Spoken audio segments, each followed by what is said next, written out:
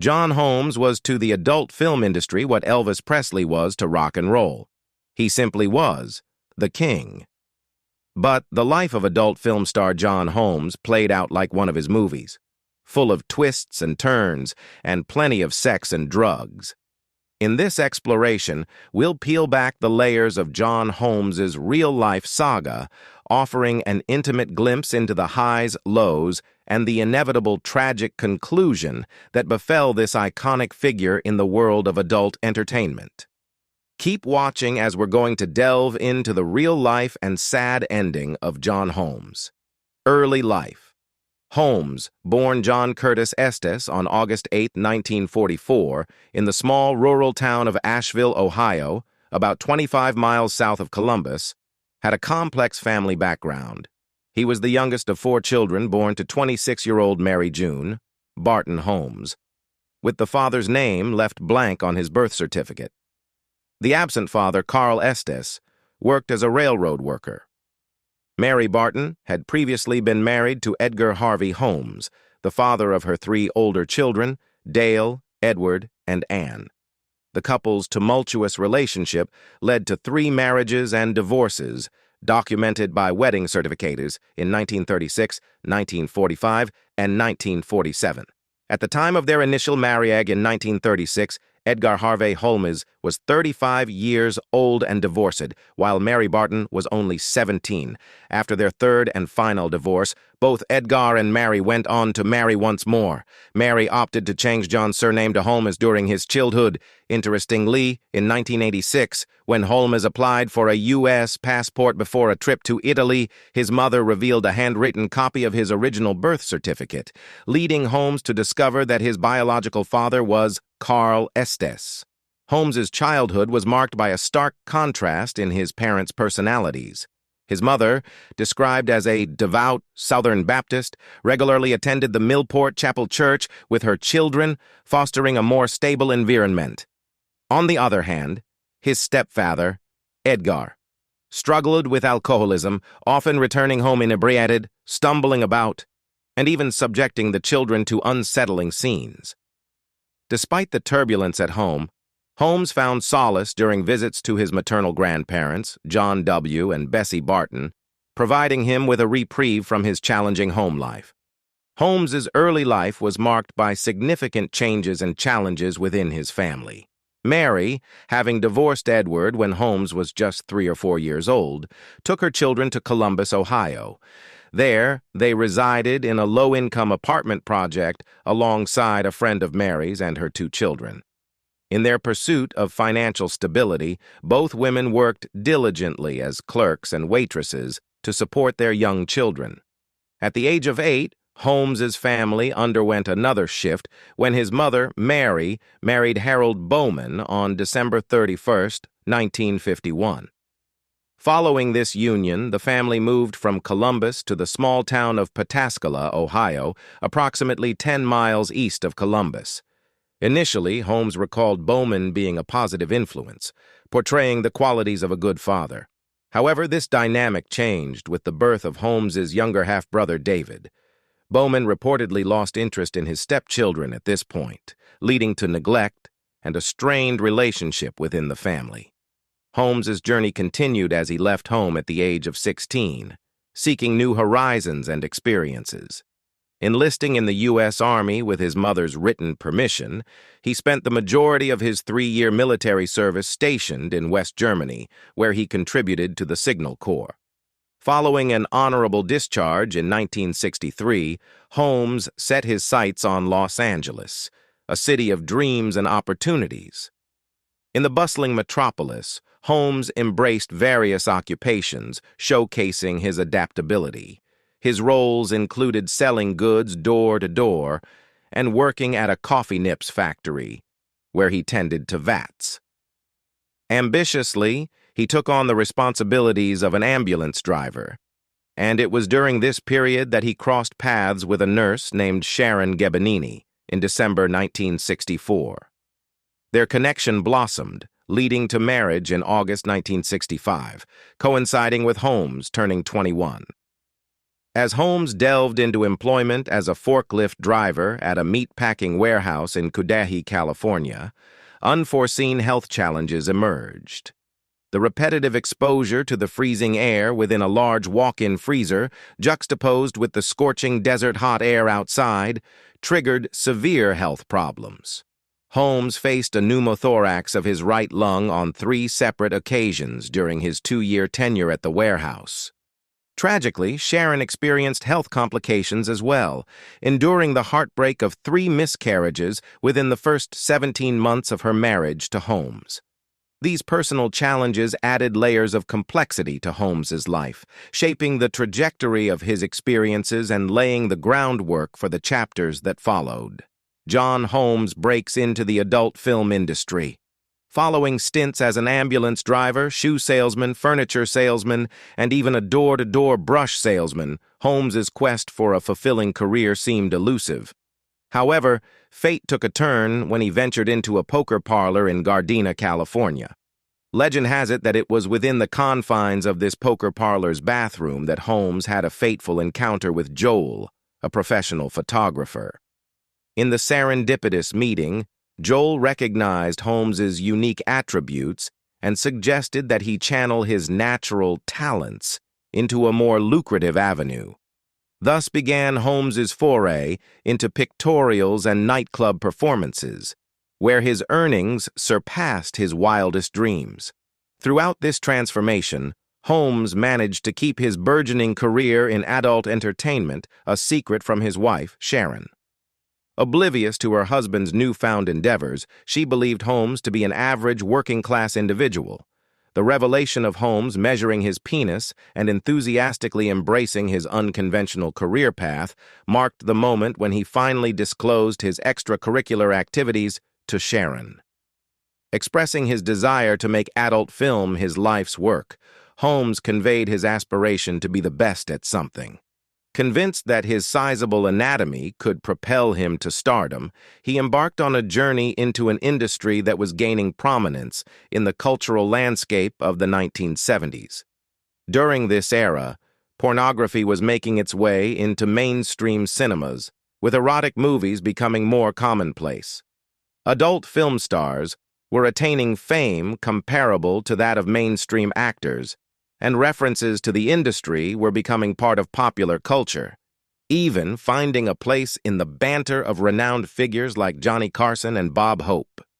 John Holmes's enthusiasm for his newfound career in the adult film industry clashed with the expectations of his wife, Sharon, setting the stage for a challenging dynamic in their marriage. When Holmes unveiled his aspirations, Sharon, who had been a virgin when they first met, found herself grappling with a reality that deviated significantly from her envisioned conventional life. In an attempt to assuage Sharon's concerns, Holmes compared his chosen profession to that of a carpenter, emphasizing that the tools he employed were merely instruments for making a living. He underscored the detachment between his work and personal life, asserting that when he returned home, the tools, metaphorical for his involvement in adult films, stayed on the job. However, Sharon couldn't reconcile with the idea of her husband engaging intimately with other women. She likened it to being married to a sex worker, initiating a recurring argument that would persist for the next 15 tumultuous years of their marriage.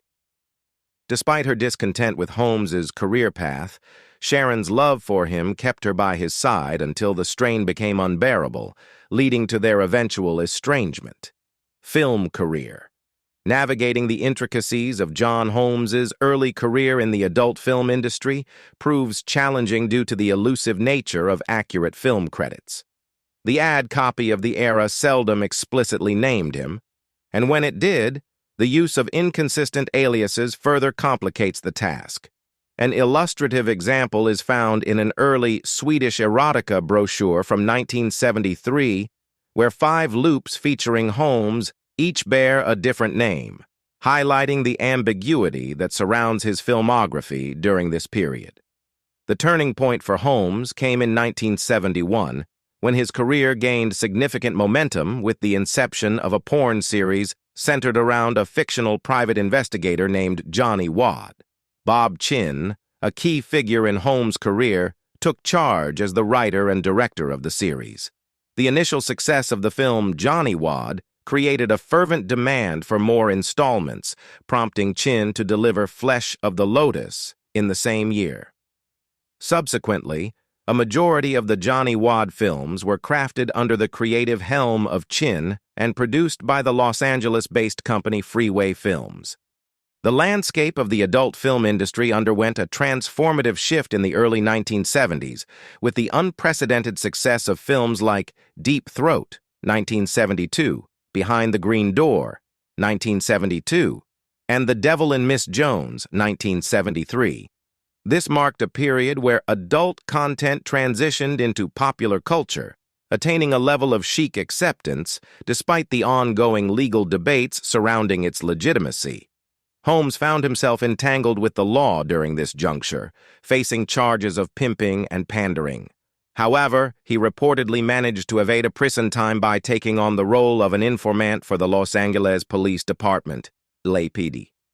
As the disco beats of the late 1970s reverberated through Hollywood, John Holmes, a luminary in the adult film industry, found himself basking in the zenith of his career, allegedly raking in a staggering $3,000 per day. However, amid the glittering facade of success, a tempest of personal challenges began to brew, threatening to shatter the illusion of glamour that surrounded him. Holmes's ascent to notoriety was mirrored by a parallel escalation in his consumption of cocaine and freebasing. The recreational indulgence evolved into a menacing specter, casting its shadow over his personal and professional life. The repercussions of Holmes's escalating drug use were not confined to the private recesses of his life. They seeped into the professional realm, tarnishing the very craft that had catapulted him to fame. The toll on his ability to maintain a crucial facet of his performances was laid bare in the celluloid narrative of Insatiable, 1980, where the stark reality of his flaccid portrayal mirrored the waning vitality of his personal struggles. In the desperate pursuit of financial sustenance and a means to feed his insatiable drug habit, Holmes delved into the murky underworld of crime. The erstwhile icon of adult cinema found himself entangled in the dangerous web of selling drugs for gangs, navigating the treacherous terrain where vice and desperation collided. Simultaneously, he embraced a life of deceit, venturing into the realm of credit card fraud and engaging in various acts of petty theft to satiate the voracious demands of his addiction. Number and gender of partners. The enigmatic allure of John Holmes, the adult film industry's legendary figure, extended beyond the silver screen and into the intricacies of his personal life. In the revealing tapestry of his narrative, the infamous claim of having engaged in intercourse with 14,000 women emerged as a central theme, a self-constructed myth aimed at salvaging his waning image. This ostentatious proclamation, as later disclosed, was an embellished figure, carefully crafted by Holmes to navigate the tumultuous waters of his public persona. The intricate web of truth and embellishment unfolded during the 1981 feature documentary Exhausted, John C. Holmes, The Real Story, masterfully crafted by director and confidant Julia St. Vincent. In a revealing interview segment, Holmes presented the staggering figure of 14,000 women.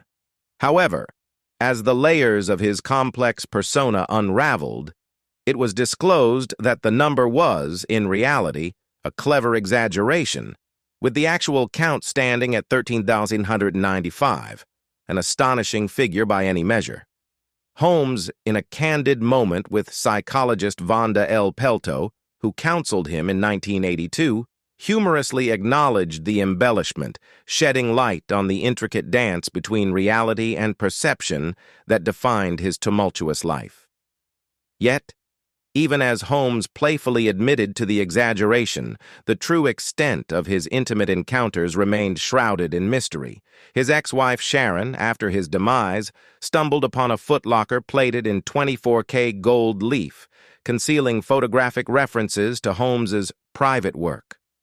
In a symbolic act, she chose to burn this visual testament, forever closing the chapter on the visual remnants of his clandestine liaisons.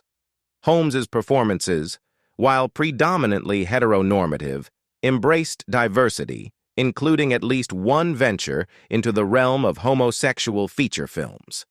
Despite an extensive filmography and a purportedly astronomical number of intimate encounters, Holmes exhibited a penchant for embellishment, weaving a tapestry of wild tidbits that often overshadowed the genuine facets of his life.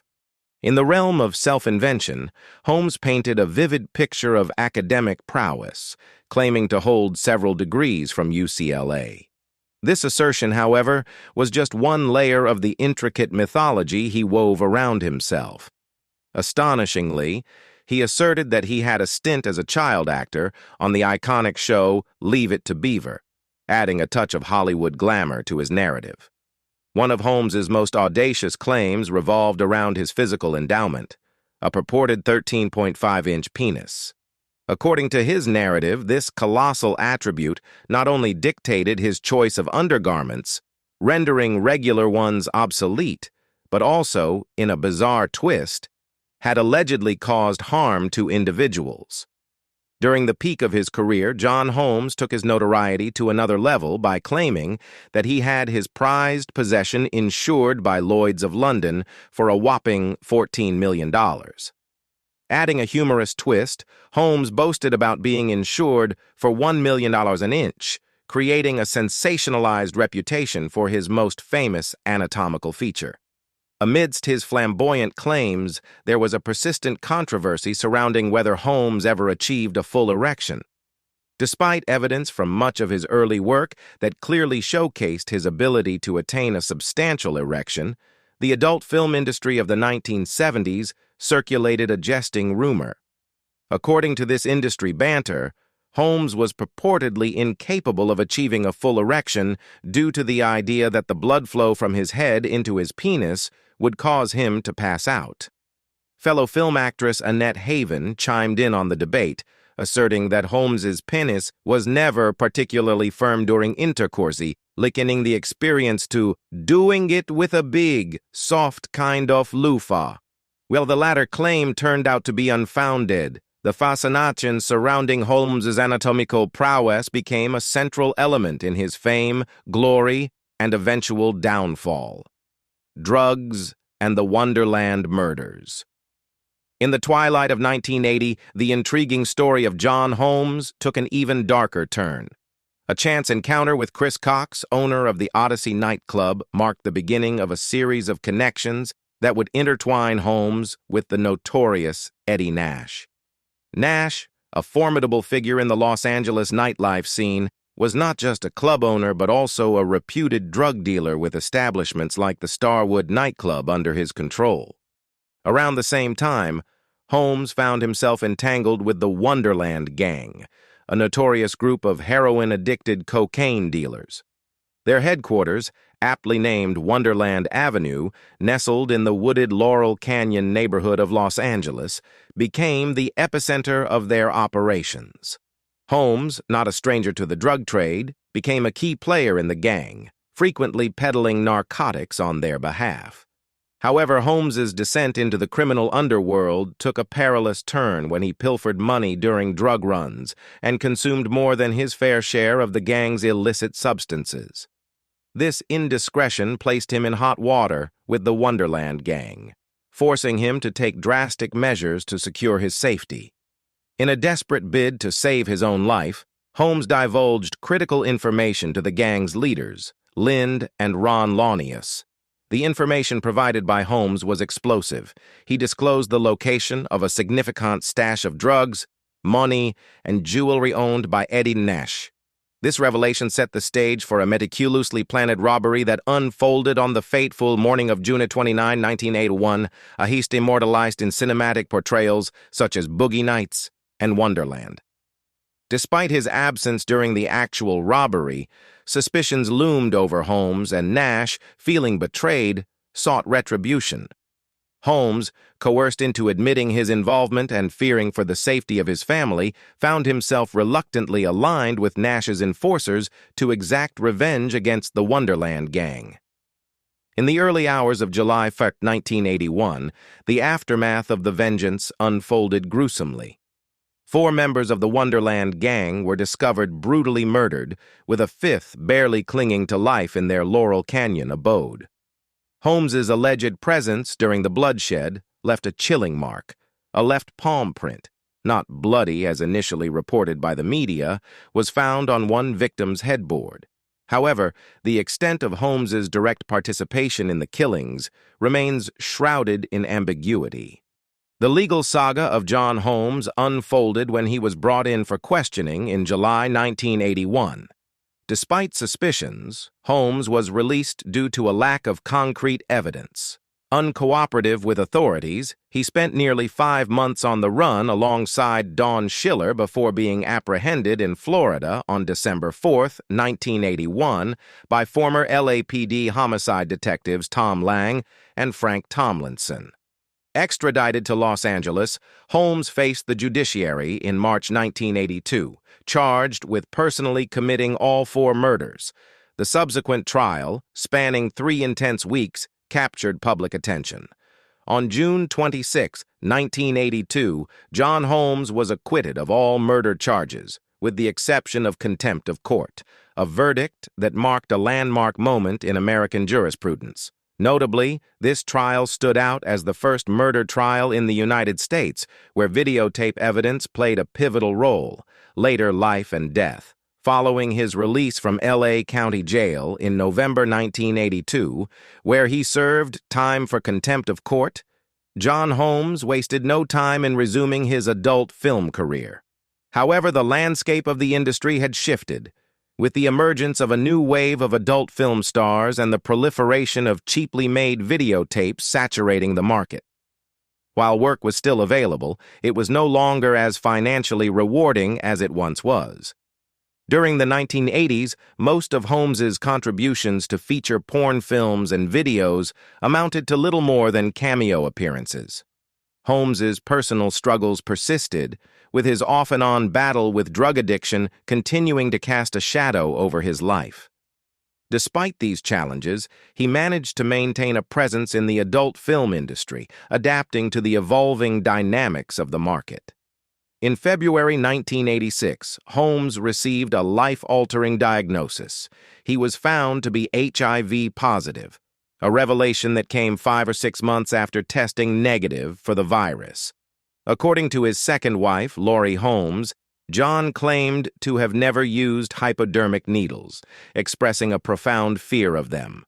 This contradicted the assumption that intravenous drug use was the source of his HIV infection, a fact later confirmed by his first wife, Sharon Gebanini, and friend Bill Amerson. Intriguingly, Holmes's mode of transmission remained a subject of speculation. During the summer of 1986, Holmes embarked on what would be his final venture in the adult film industry. Unbeknownst to Paradise Visuals, the company that offered him a lucrative deal, Holmes was HIV positive. He traveled to Italy to film 2 adult films, The Rise of the Roman Empress and The Devil in Mr. Holmes.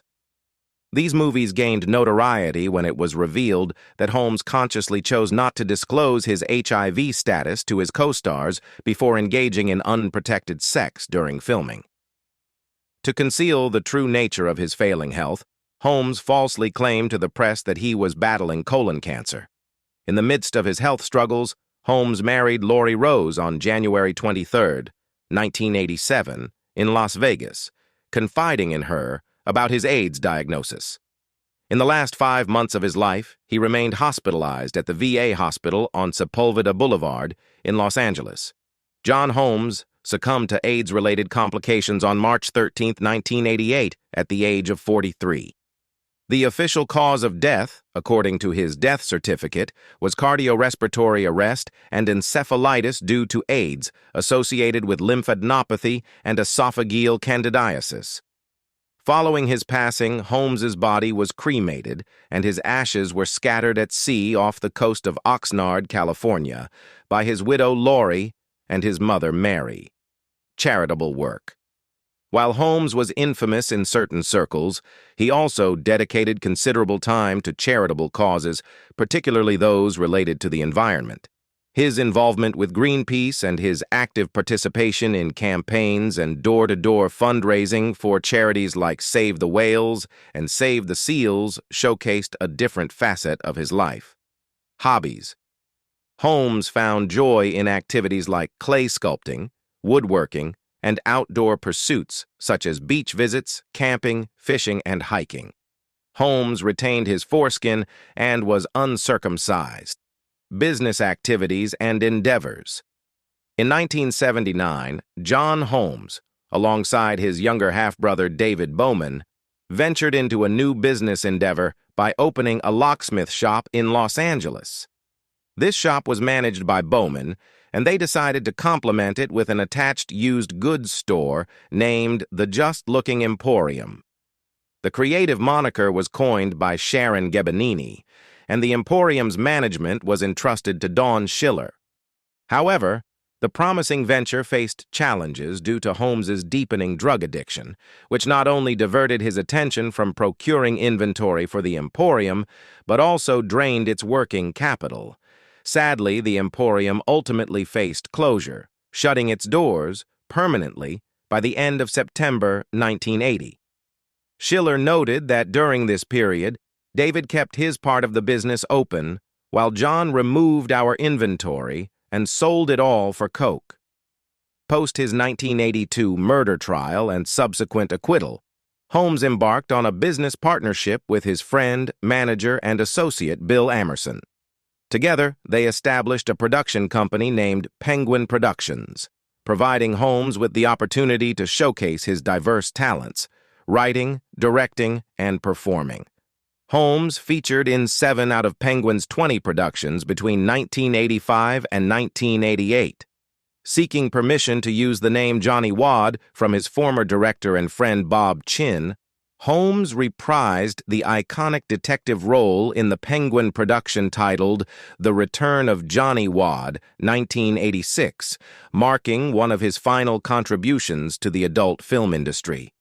As we delve into the intricate tapestry of John Holmes's life, it becomes evident that his journey was marked by highs and lows, from the zenith of adult film stardom to the shadows of addiction and legal troubles. His legacy is a complex mosaic, touching on aspects of fame, controversy, and entrepreneurship. What are your thoughts on Holmes's multifaceted life and the various roles he played, both on and off the screen? Share your reflections in the comments below. If you found this exploration intriguing, make sure to hit the like button, subscribe for more riveting content, and join our community for engaging discussions. Until next time, bye.